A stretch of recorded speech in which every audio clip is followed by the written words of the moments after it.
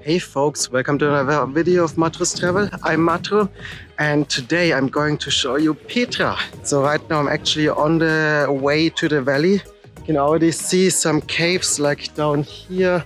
There's one below here.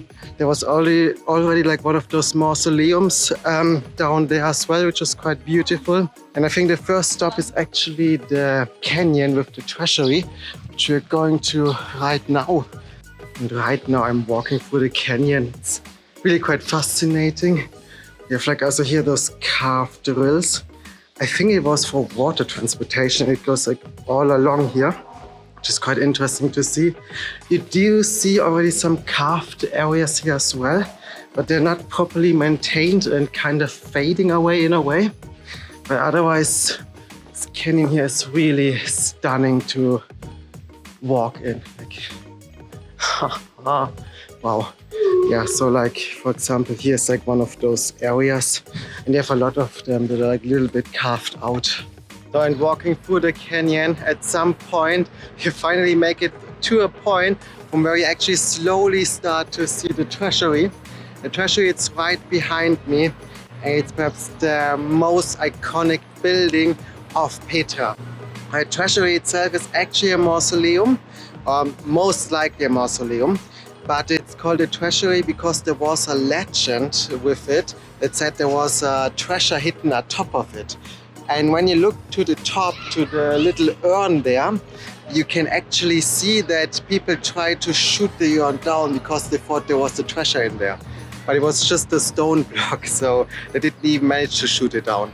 So that's like kind of like the legend behind it. The building itself is really beautiful, like you can see intricate stone carvings in there. It kind of reminds me of a Roman temple in a way as well, in the way it is actually carved. And when you imagine it's carved out of a single stone block, it's just incredible to look at. So going further alongside the canyon, and actually also slowly out, you come to an area with a lot of other mausoleums, like smaller ones. You can see them here. They're also actually really quite nice. And this area, you can say the Bedouins kind of use it as like their marketplace. It's quite early in the morning, so it's still quite closed. I guess later on it's gonna be full of people. Oh yeah, just so you have like a bit of an idea. And yeah, now we're slowly walking out. And I can already see like here's the end of the canyon. There are a lot of cave houses, so let's explore this. What is really cool here, you can just walk and explore by yourself like everything. Just behind me, you can see all those tombs here. Just so really cool already. And you can just go in those small cave houses here that are like everywhere.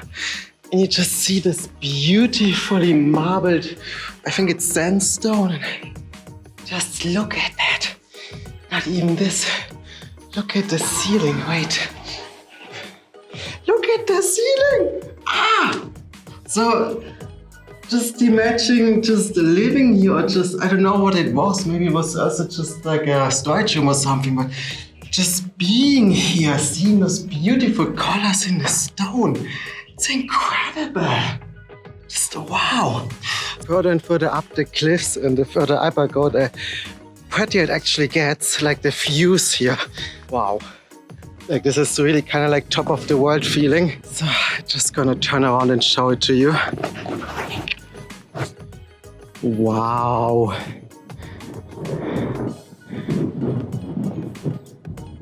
That view. So, and here you have like more tombs. This beach is just speechless. Wow. And also the tombs here, like the one there and there's one down here. You can go in there, explore them, but it looks like the Bedouins kind of live here and use them also like for their goats. So kind of like you're going into a home, so maybe don't go in them.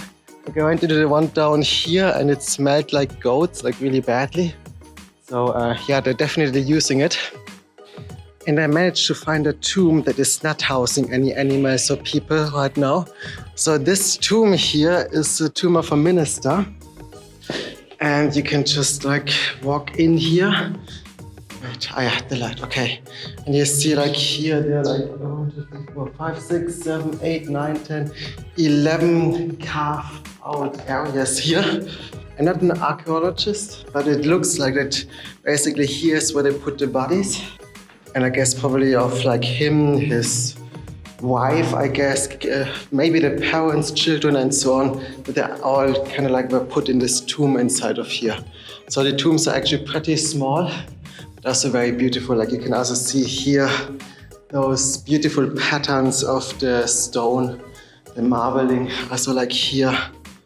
It's just beautiful. Next on the list is the theater. So with the theater, the weather hasn't been too kind with it. Like a lot of the parts are washed away, unfortunately. But still, you can actually see how beautiful and pretty it must have been in the past. Like we just carved out from the rock again. You see all those beautiful patterns from like red, brown, yellowish again. Can't get enough of it. I'm still wondering how it might have looked like in the past. It must have been like really spectacular. As you can see here, they kind of like restored some of the parts of the area where usually the actors were standing. So like the platform itself, not anymore, but like underneath in some areas here they restored. So I have like some kind of idea how it actually looked like. And here behind me there's another leftover of I think this is a proper cave house probably. And those patterns of the stones, wow. I really want to live in there, really. So going further down, you will see from the street already above like another really beautiful tomb. I'm not sure which one it is because there's no explanation. It's either the Corinthian tomb or the royal tomb. No, the palace. Yeah, the palace tomb. So one of the two, the Corinthian or the palace. And you have like these beautiful columns up here, and of course here it's really just something incredible to see again. Also the stairs are really quite nice and well preserved.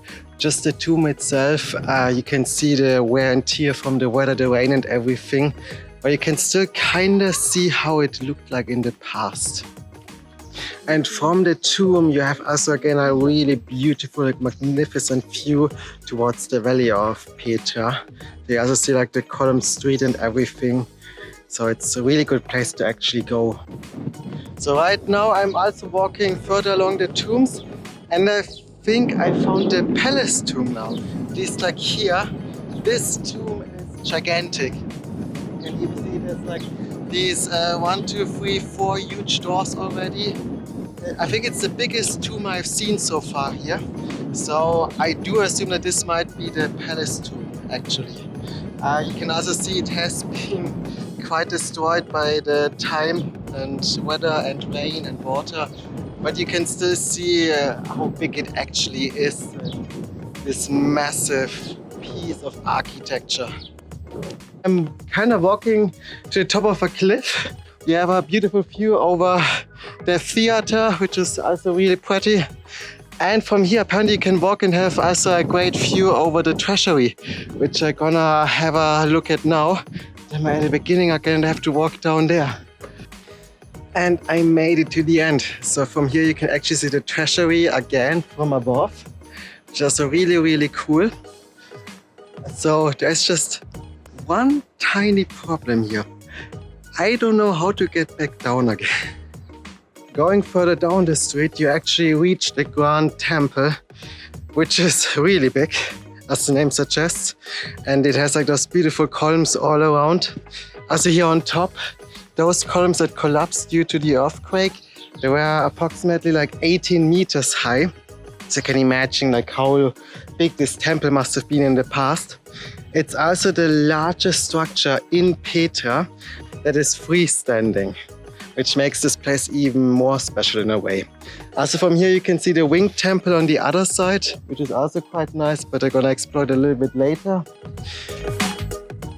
And to the story of the temple, I can't find too much about it, like which god was being worshipped here or things like that.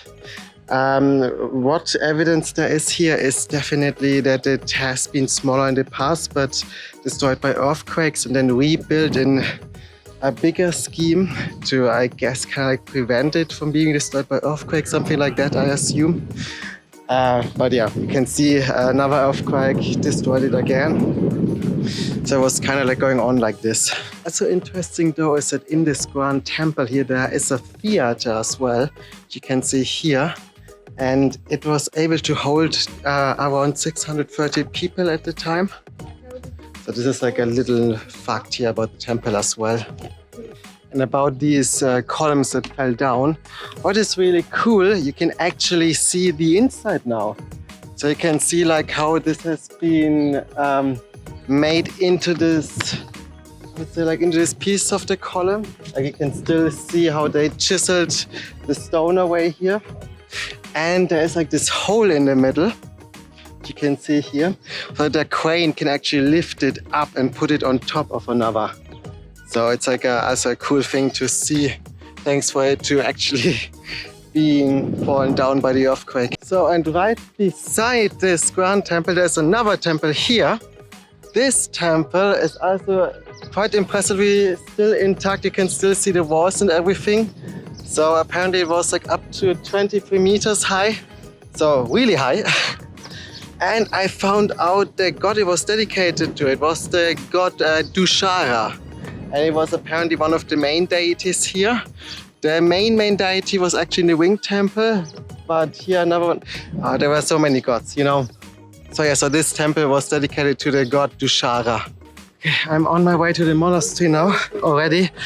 And I'm walking like for 20-25 minutes and there's still no end in sight. So you can see there are the tombs, the royal tombs. I walked all the way up here and it doesn't end. But there are many people here. So I hope I'm on the right way, but let's see. And I made it to the monastery. The monastery is the biggest carved building here in Petra. It's 51 meters high and 47 meters wide. It's really just gigantic. So it has been built in the 2nd century AD, more or less. And it has been used for religious rituals and this kind of stuff. Like when you look inside there, you can still see the altar where they have been practicing some rituals. It's really just a big room and that's basically it. At some point in time, it has been reused as a chapel. So in the back, you can still see some of the crosses from this time, which is the reason why it's also called the monastery here. And it's also really far away. Like I walked for 39 minutes all the way up from the cliffs and I'm exhausted.